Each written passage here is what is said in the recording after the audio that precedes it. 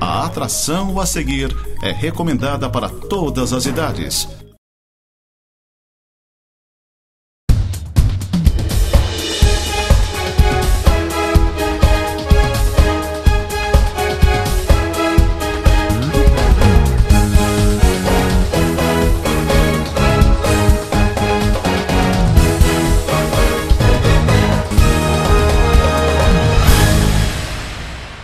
Muito bem, amigos, estamos nós de volta com mais uma edição do nosso Tema Livre aqui na Nova Era TV. O céu sempre nos bastidores. Fica aí o meu abraço ao irmão de trabalho.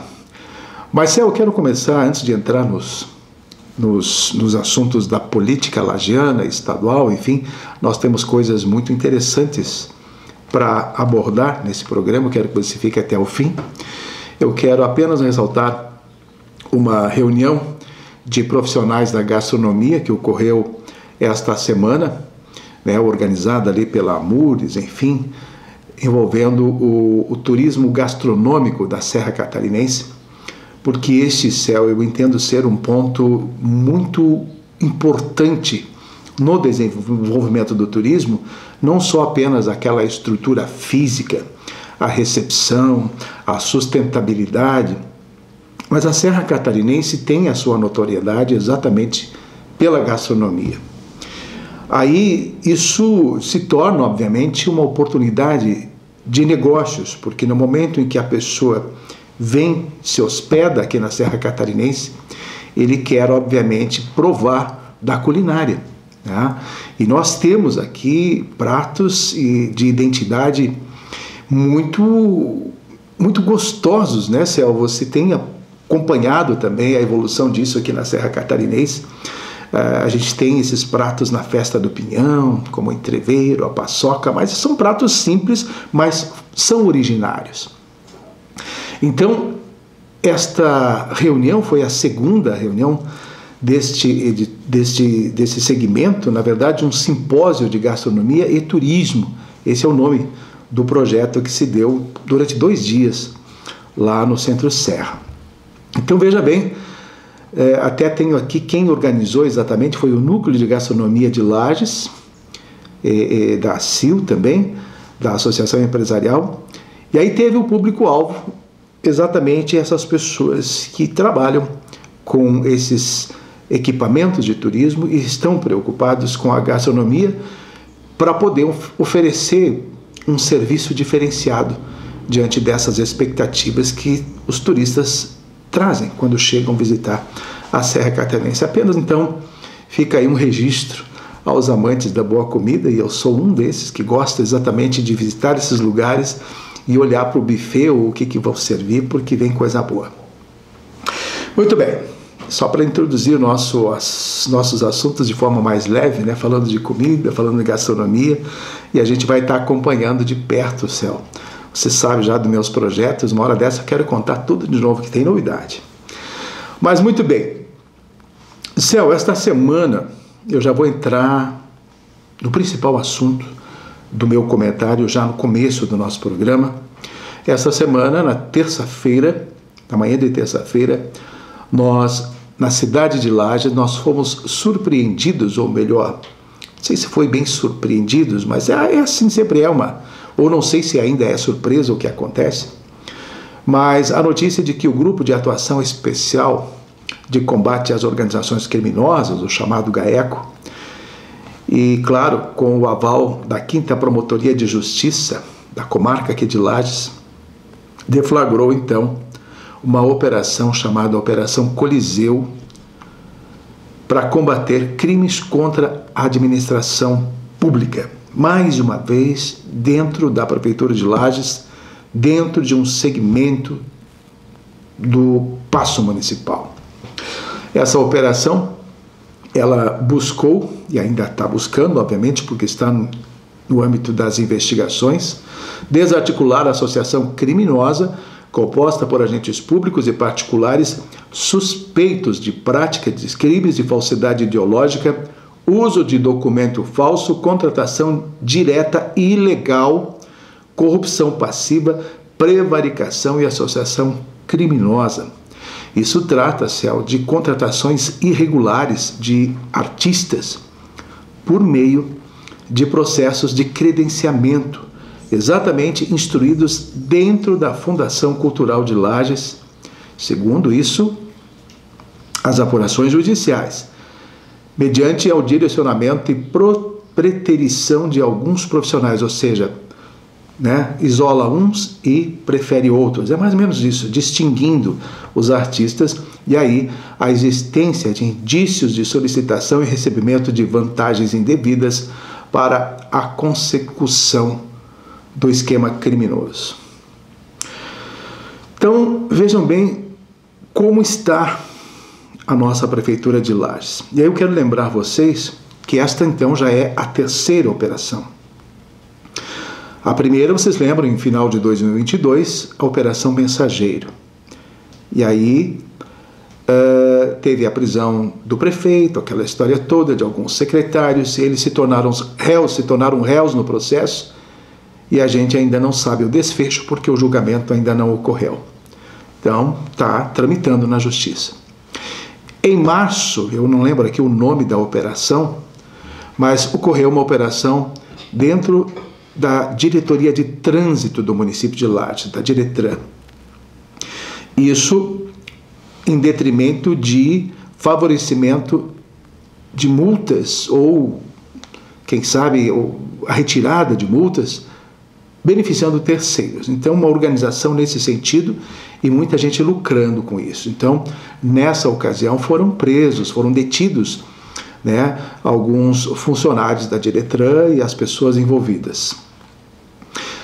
Em outubro agora, início de outubro, lá pelo dia 12 até o dia 17, a Polícia Federal voltou novamente à Diretran para buscar mais provas, mais documentação e tudo mais. Então já foram 2 atos só dentro da Diretran. E agora, então, nesta terça-feira, a Operação Coliseu, desencadeada dentro da Fundação Cultural. Bom, obviamente, a Prefeitura foi rápida e, referente então a essa operação desencadeada, ela lançou uma nota à imprensa dizendo que, em razão dessas investigações conduzidas pelo GAECO, decidiu colaborar, poderia ser diferente, decidiu colaborar prontamente com as equipes, disponibilizando todos os equipamentos eletrônicos e documentos solicitados. Quem vê diz que dependia da Prefeitura decidir se vai colaborar ou não, mas tudo bem, faz parte do processo. Essa nota diz que essa atitude visa então manter a transparência e a cooperação com as autoridades competentes, no intuito de garantir a proteção dos interesses do município. Nesse caso, então, o prefeito determinou a instauração de uma sindicância para investigar os acontecimentos relacionados a essa operação. Aí, nesse mesmo dia, na terça-feira, o superintendente, o então superintendente da Fundação Cultural, o Gilberto Ronconi, se pronunciou também via imprensa, falando que também estava disponibilizando tudo isso, que ele era o principal interessado em ver tudo isso sendo desvendado e tudo mais, e, enfim, não se omitiu, falou com a imprensa e fez algumas declarações, até bastante digna da parte dele. Mas já na parte da tarde, isso na terça-feira, vem um comunicado da defesa dele, do advogado. E aí, então, o advogado Luciano Lima comunicou a gente da imprensa, todos nós da imprensa, que houve um pedido de afastamento do cargo do superintendente da Fundação, o Gilberto Ronconi, o Giba, e ele mesmo tomou a iniciativa de pedir a exoneração, porque mesmo assim não houve, segundo informações, exigência do Ministério Público com relação a isso. Então, essa medida, segundo o próprio Giba e segundo a sua defesa, visa assegurar as investigações em curso conduzidas aí pelo Ministério Público por meio do GAECO e para que tudo possa ser realizado com a maior transparência e a imparcialidade e sem qualquer possibilidade de interferência no processo ou algum embaraço às atividades investigativas relacionadas, então, à Fundação. Então, a decisão tomada pelo Giba, segundo ele, reflete aí o compromisso e a lisura com a integridade do processo. Ele fez bem, afinal de contas, passou a ser o principal investigado e com o envolvimento de terceiros, isso tudo está em sigilo, a gente não sabe ainda a extensão disso tudo, mas vamos aguardar então o andamento de todos esses processos e todas essas operações. Nesse sentido, então, obviamente, a repercussão foi bastante grande na cidade de Lages. Então, essa operação acabou... Aqui eu tenho aqui, inclusive, o nome das operações, aqui é a Operação Mensageiro, né, que foi a fraude envolvendo a coleta e destinação de lixo, Operação Mensageiro, lá em 2022, teve andamento em 2023. Aí, as condutas ilícitas da Diretran, teve a outra operação, e culminando então com essa operação Coliseu na Fundação Cultural. Bom, não tem aqui o nomezinho daquela operação da Diretran, eu estava procurando, até fiz um comentário no meu blog a respeito, mas não citei o nome. Agora, para nós fecharmos esse assunto, Céu, a nova gestão que vai assumir em janeiro está extremamente preocupada com o que vai encontrar na prefeitura. O vereador e agora vice-prefeito eleito, Jair Júnior, ele veio a público e trouxe nas redes sociais que ele, que foi sempre um fiscalizador da atual gestão e continua sendo, se bem que agora ele vai também passar a ter telhado de vidro, vamos ver como vai ser o comportamento dele como vice-prefeito. Mas isso não vem ao caso. Então, ele, com essas diversas situações apontadas por ele, ele se pronunciou nas redes sociais sobre este novo fato da prefeitura, de estar sendo alvo novamente do GAECO. Ele lembrou que em janeiro, ele e a Carmen assumem a prefeitura e eles não sabem ainda qual a dimensão e a quantidade de esquemas que vão encontrar. Isso porque, segundo ele, a promessa é fazer um pente fino em todas as repartições da prefeitura. É uma realidade, Céu.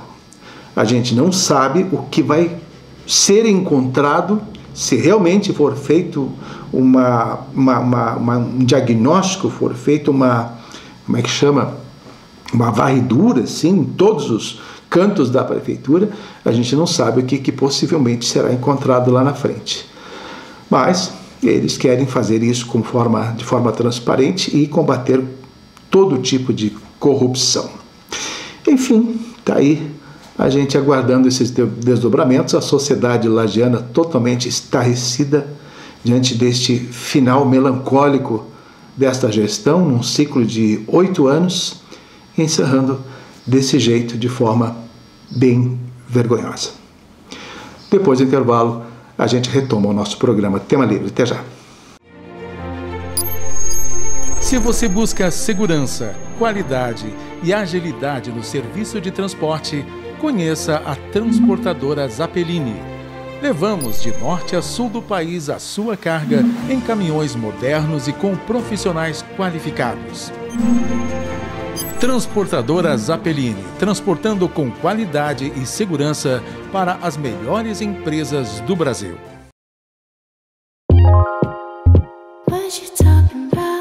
Ana Paula Confeitaria Artesanal.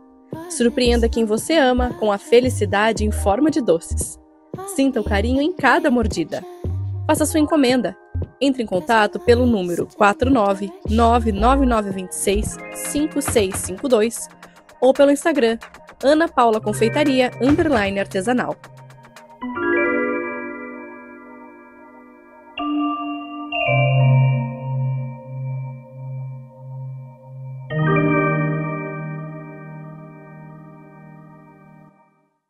Happy Hour é perfeito, com sabor sem igual.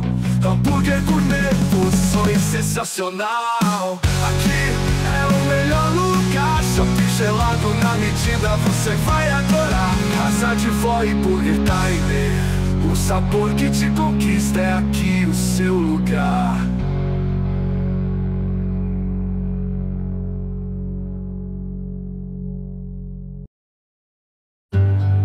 Hoje é um dia especial.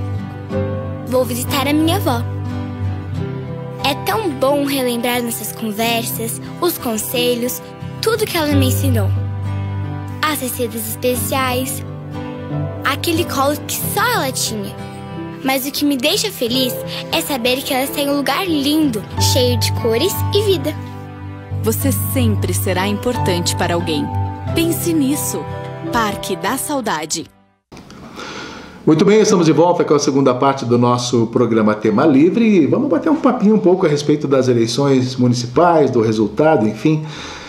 Naquela noite, Céu, do final da apuração, eu fui conversar com a Carmen Zanotto, fui até o comitê, já havia muita gente na rua naquele momento, eu participei de todo um trabalho de apuração e transmissão junto à Rádio Band, e depois disso eu fui fazer uma entrevista com ela para mandar para a TV Barriga Verde em Florianópolis.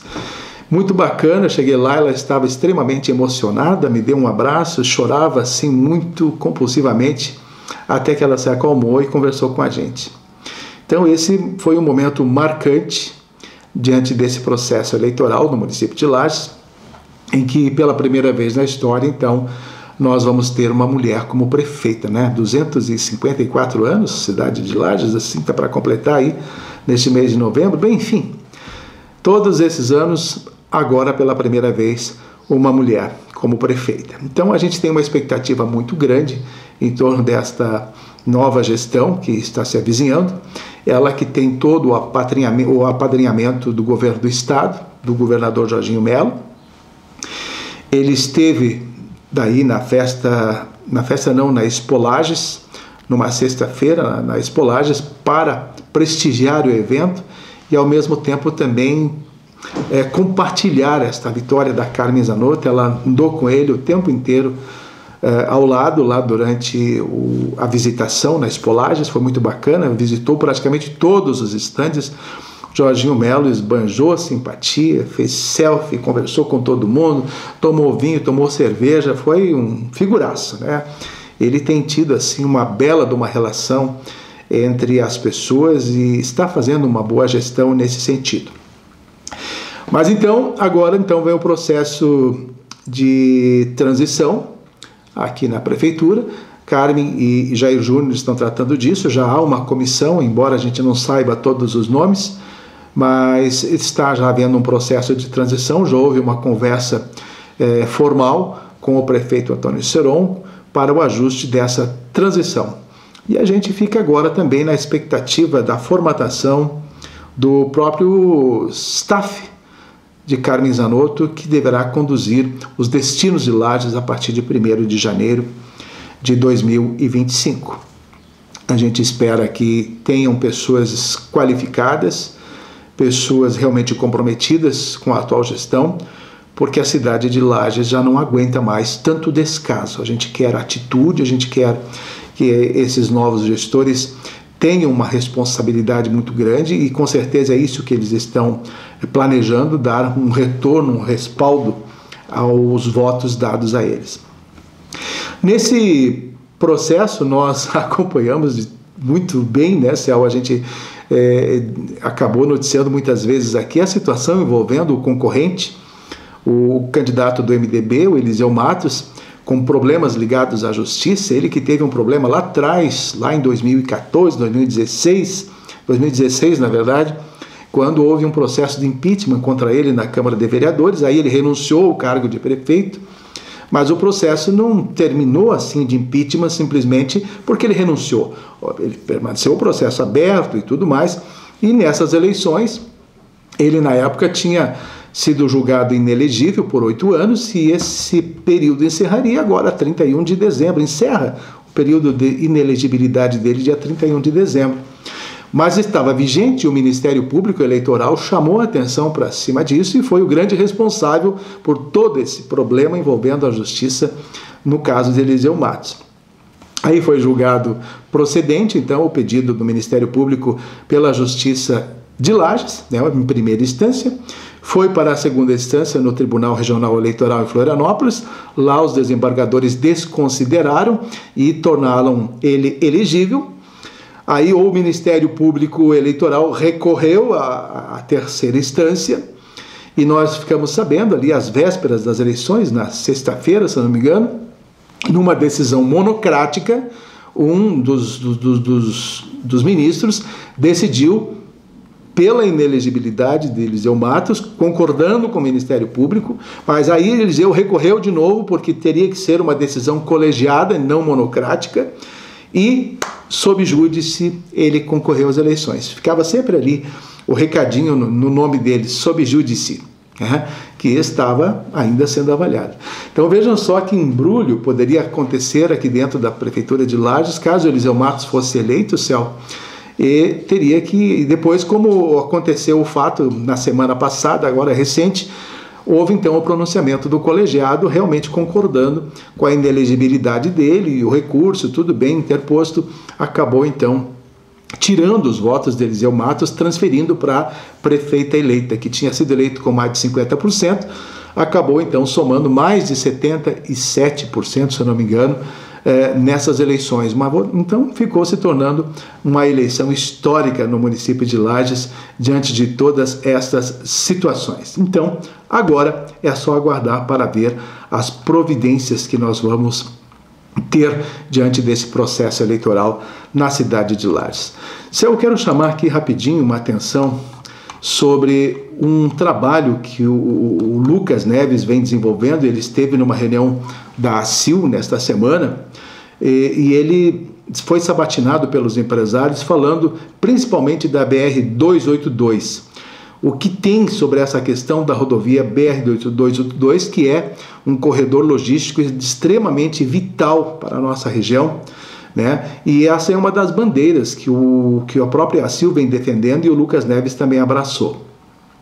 Segundo ele, já está homologada a licitação para a construção das terceiras faixas, o que é uma medida essencial, então, para melhorar a fluidez do tráfego nesse trecho de Lages até Santo Amaro da Imperatriz.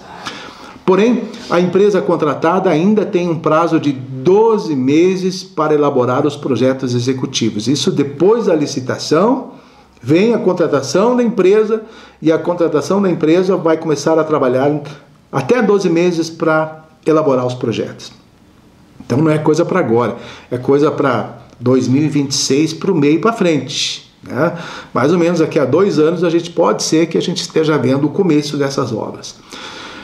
Bom, e ainda quer uma melhoria em toda a sinalização e tudo mais nos trechos críticos da BR.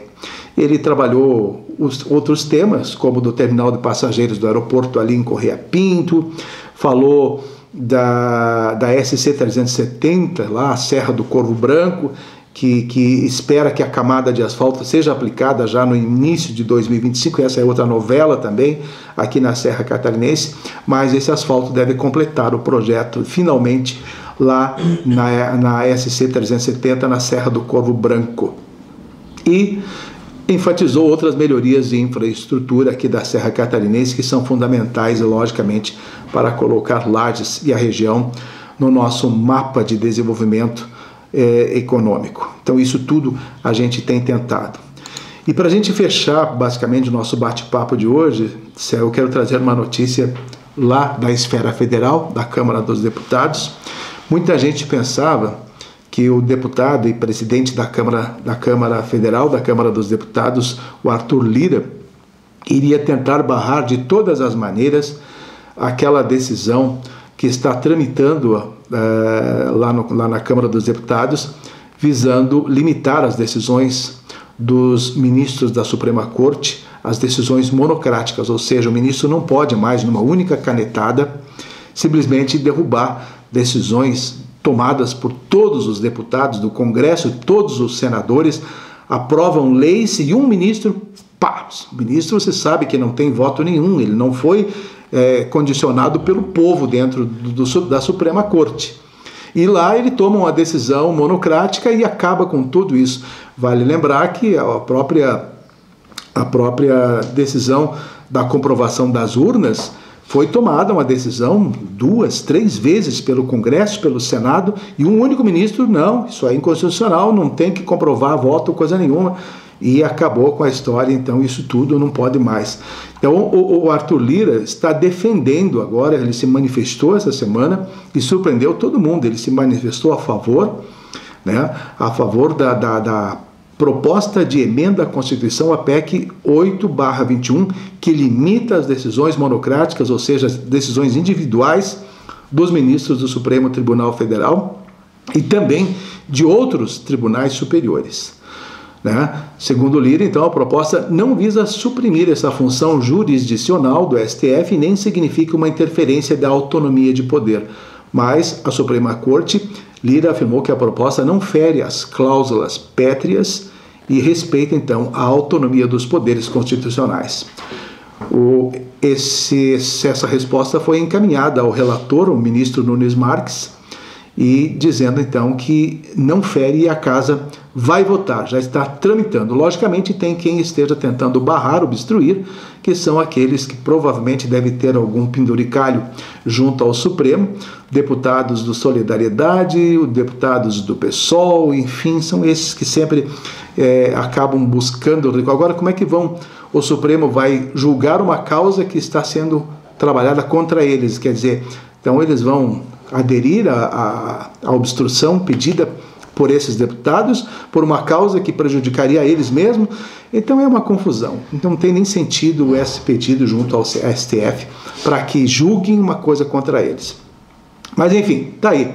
Vamos aguardar essa nova proposta que é constitucional e poderá ser um grande passo para, pelo menos, a Câmara dos Deputados redimir um pouquinho e também o Senado redimir um pouquinho a respeito de tanta ineficiência política que nós estamos vivendo nacionalmente.